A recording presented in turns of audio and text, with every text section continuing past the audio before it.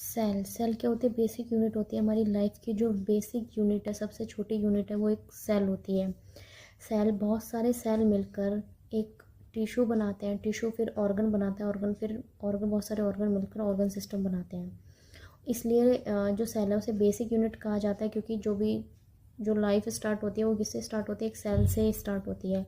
जितने भी ऑर्गेनिज्म होते हैं वो किससे मिलकर बने होते हैं? सेल से मिलकर। ऑर्गेनिज्म जितने भी हैं वो सेल से मिलकर बने होते हैं। ऑर्गेनिज्म दो टाइप के होते हैं, या तो वो यूनिसेलुलर होंगे या फिर मल्टीसेलुलर होंगे। जो यूनिसेलुलर ऑर्गेनिज्म होते हैं वो, उसमें क्या होता है, एक ही सेल को सारे काम करने पड़ते हैं, इंडिपेंडेंट एग्जिस्टेंस होता है।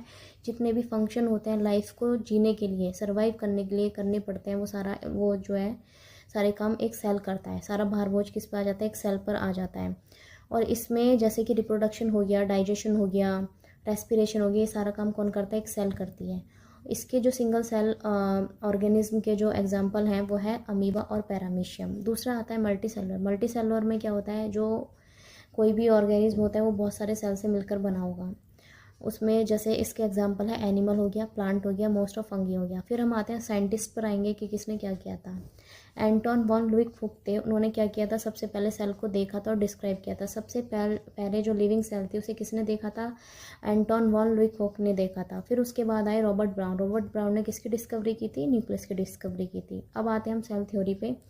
सेल थ्योरी में क्या था? मैथिस स्लीडन थे, जो एक जर्मन बॉटनिस्ट थे। कौन थे? German botanist. उन्होंने बहुत सारे लार्ज नंबर ऑफ प्लांट को क्या किया? ऑब्जर्व किया। उसके बाद उन्होंने बताया जितने भी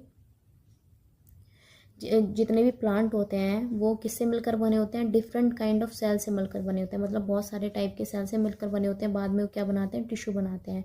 फिर दूसरे साइंटिस्ट आए 1839 में। वो भी क्या थे? एक जर्मन जूलॉजिस्ट थे, थियोडर स्वान। उन्होंने क्या बताया? उन्होंने स्टडी की बहुत सारे एनिमल सेल पर, और उन्होंने ये रिपोर्ट किया कि सेल की एक आउटर थिन लेयर होती है जिसे हम आज प्लाज्मा मेम्ब्रेन के नाम से जानते हैं। उन्होंने ये भी बताया जो प्रेजेंस ऑफ सेल वॉल है, एक यूनिक करेक्टर होता है प्लांट सेल का।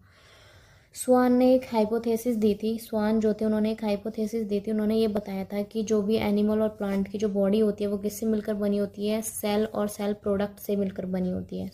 स्लीडन और स्वान ने दोनों ने मिलकर सेल थ्योरी दी थी। इसमें दो साइंटिस्ट इन्वॉल्व थे।